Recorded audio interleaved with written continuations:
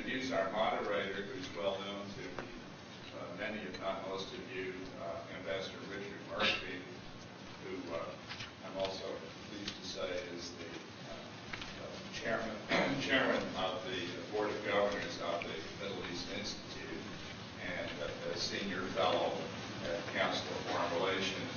As you know, Ambassador Mertv has been ambassador to most of the places in the Middle East, it seems, and was Assistant Secretary of State for 6 years, where he dealt on it. Next presentation is by Father Naima.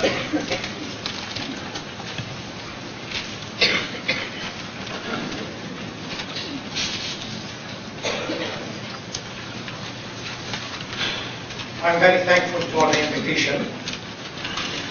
Although it has come at a very short notice, I'm grateful that I was able to be with you and have accepted it because of the significance of this conference. I'm also privileged to have been invited as a substitute for Professor Edward Said. And although I realize that it is very difficult to be a substitute for Dr. Said, so I'm very humbled by the invitation, and I pray for Dr. Said and his family and wish him well.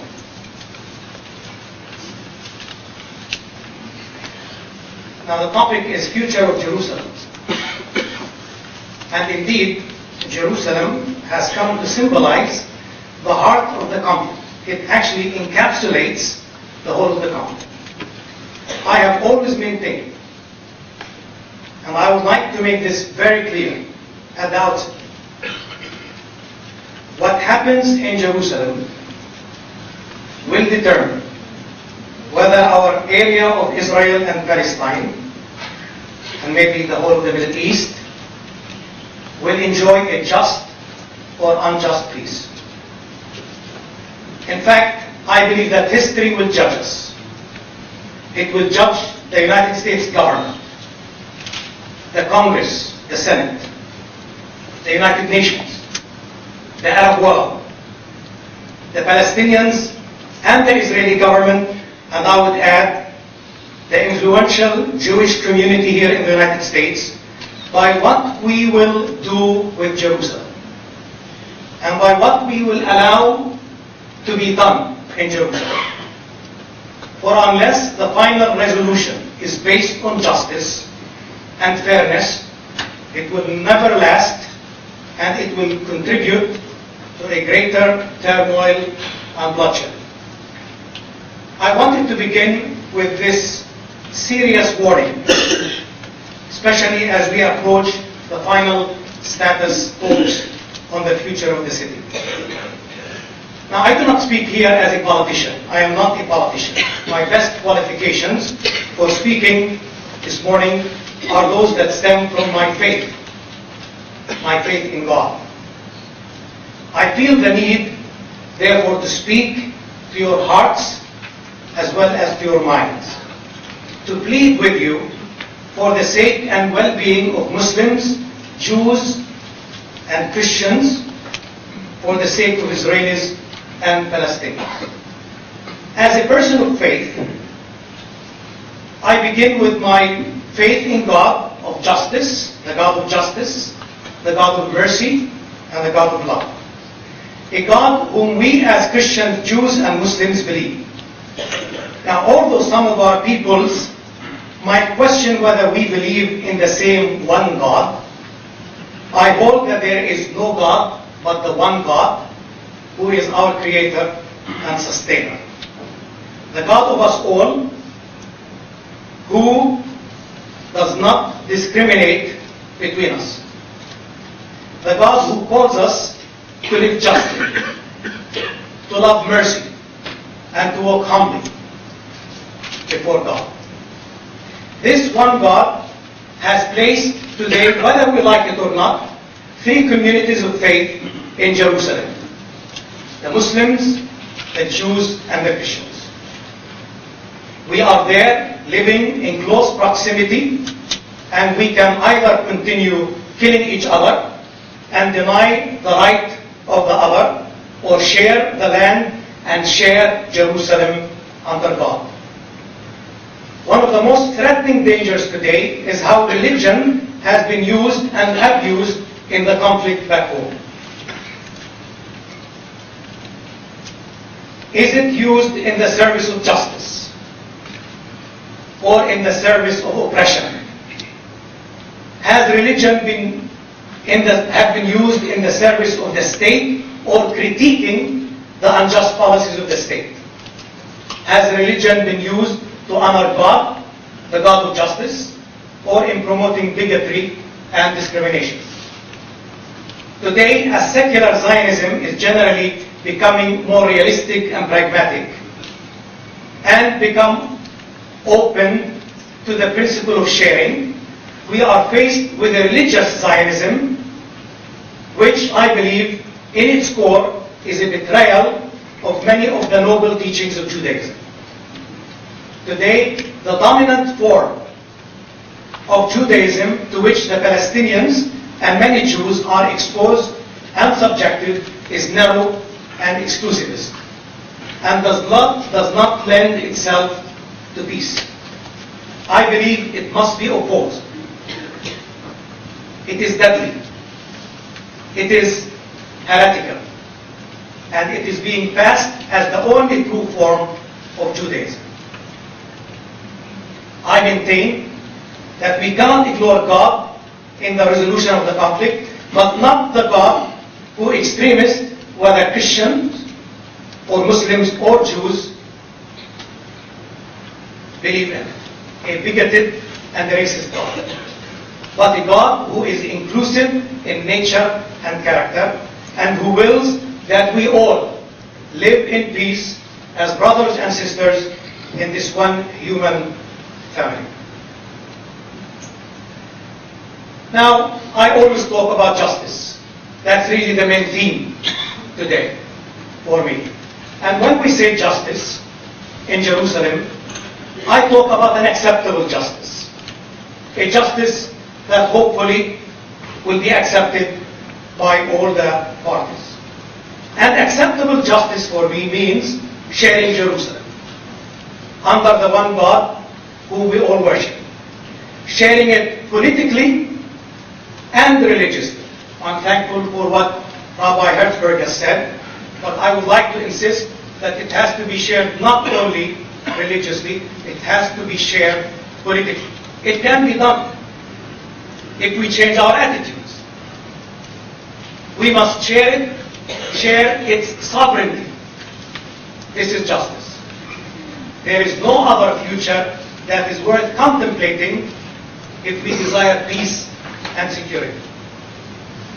As you well know, every one of the three religions has a long past. Its adherents can speak very convincingly about its rightful claims in Jerusalem. Many conferences have been held and continue to be held where lecturers from the three faiths speak eloquently of the claims of their religion. I have personally lectured extensively on the historical, political, biblical, and theological aspects of Jerusalem. There are plenty of things to say in favor of Judaism, in favor of Islam, in favor of Christianity. I have tried, however, to emphasize the futility of trying to prove that one religion's claim is greater than the two. And I'm thankful for what Arthur Herzberg has said. Such talk cannot help us as we work for the future of Jerusalem. Indeed, in each of our long history and traditions in Jerusalem, whether as inhabitants or as rulers, we can point to things of which we are proud and of things we are or should be ashamed.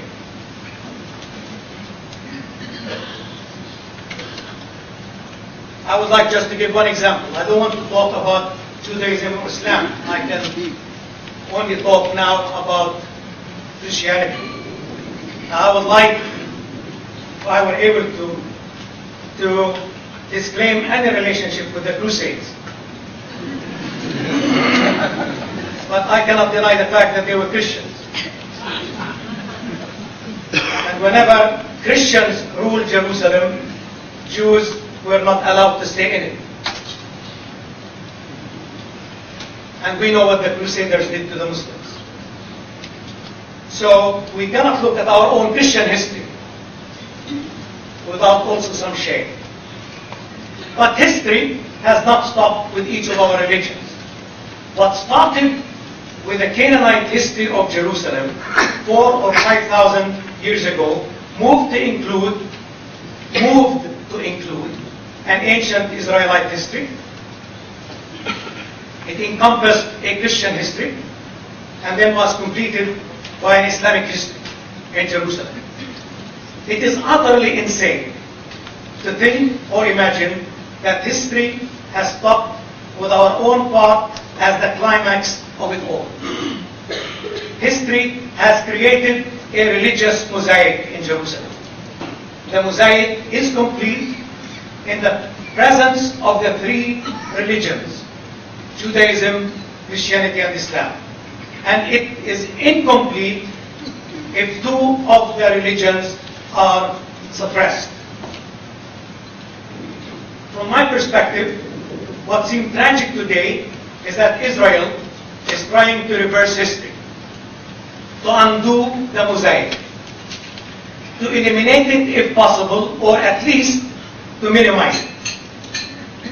Israel is attempting to dominate the future unilaterally rather than to accept history, to celebrate the mosaic, and to work with the others to share a common future in Jerusalem. The tragedy today is that Israel is obsessed with its distant past and lives in the illusion that it can reinvent and recreate the glorious past. But in order to accomplish that, there is no other way except to suppress the Palestinians. And it is doing it, unfortunately, from our perspective, with the tacit approval of the United States government. The past, I am afraid, will not help us in the quest for an inclusive and pluralistic Jerusalem. Equally, the present cannot help us in our quest for a just solution. The present is very painful. It is full of injustice, oppression, frustration, fear, distrust, insecurity. Let me give you a few examples. Let me give you a picture of the Jerusalem that I lived in, and I'll be returning to it this evening. 1. The Israeli Ministerial Committee for Jerusalem Affairs, headed by Prime Minister Netanyahu, has approved recently $43 million for infrastructural development in Palestinian East Jerusalem. This will eventually run to $200 million over the next 3 years. It will be spent on Judaizing East Jerusalem, Palestinian Jerusalem. It will be used for building settlements, expanding the present ones, relocating various government organizations, all for the benefit of the Jewish people. Already, 34% of East Jerusalem is under the direct Israeli control.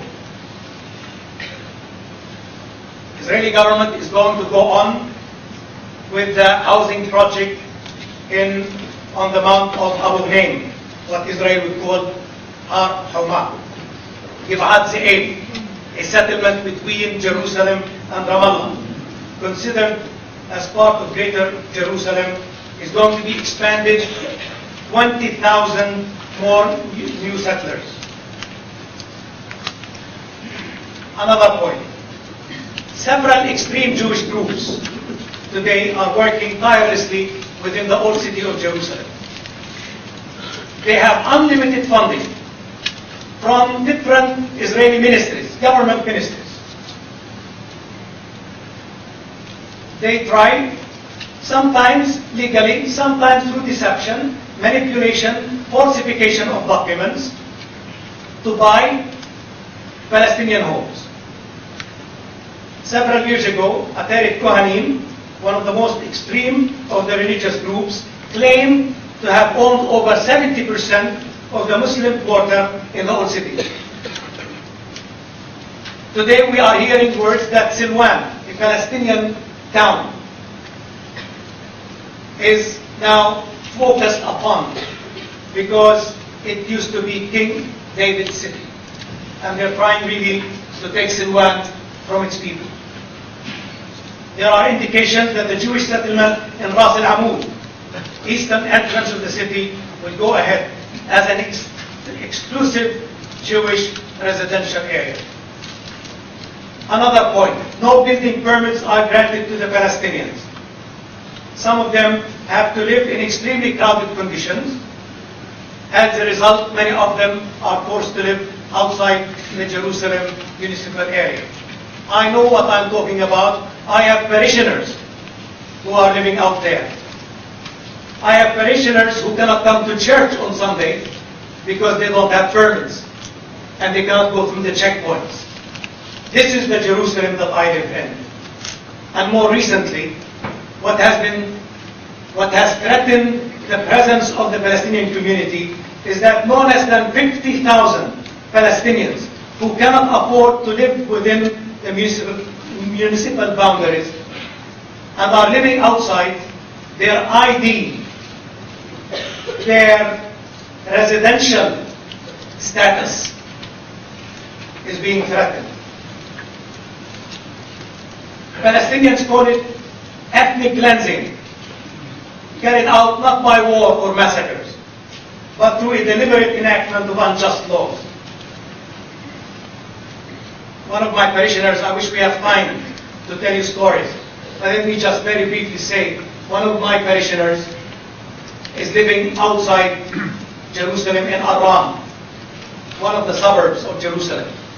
One night, a few weeks ago, somebody came rushing into the house and said, the Israeli army is looking for Palestinians who have Jerusalem IDs but are living outside Jerusalem.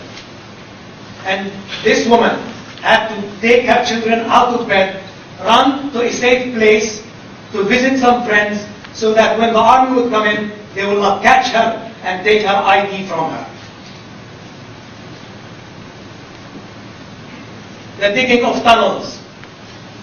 Recently, the fear for more tunnels being dug near or under the Haram area have been revived, undermining and encroaching on the religious feelings and sensitivities of Muslims.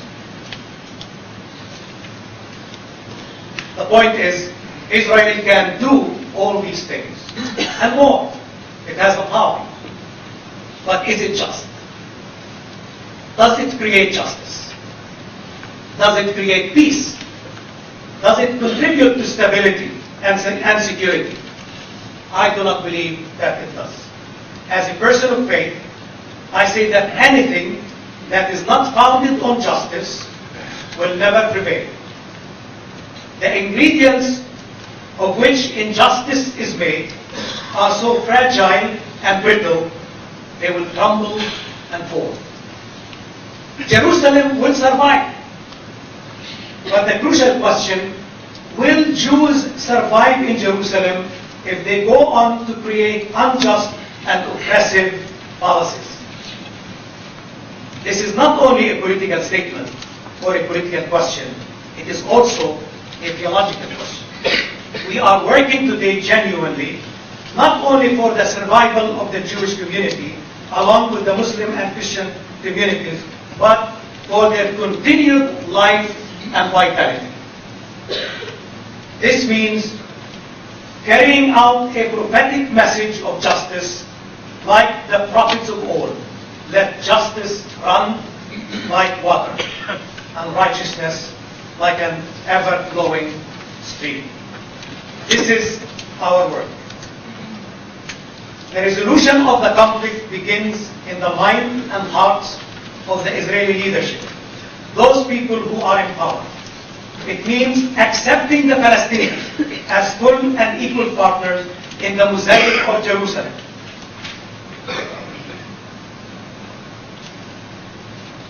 And the old biblical commandment becomes the new commandment: love your neighbor as yourself.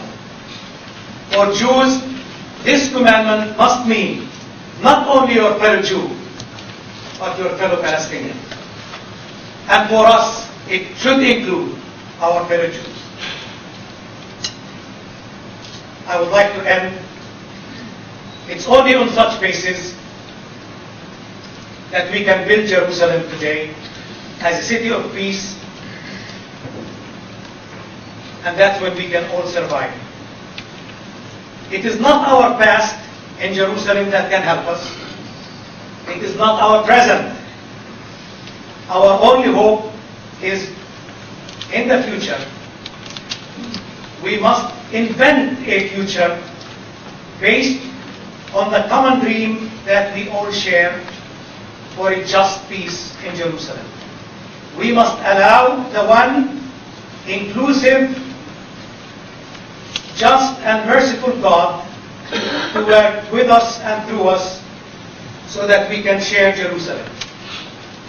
Jerusalem must remain an open city, but two capitals for two nations on the political level, and where the three religions can enjoy equal freedom and equal legal status. This is what we are talking about. And whether some of us believe in Oslo or we don't believe in Oslo, this is the bottom line. And this is what we insist upon. It is a challenge for all of us. It is a challenge for the American Jewish community in the States to have a prophetic voice. A challenge for the American government, for the Congress, for the Senate, in playing a decisive role in creating peace based on justice. For peace will be engineered right here in Washington, D.C. Can we dare, for the sake of all of our children, to dream dreams and see visions? Let us put our hands together and let us, with the help of the one and true God whom we worship, be guided in inventing a just peace. Thank you.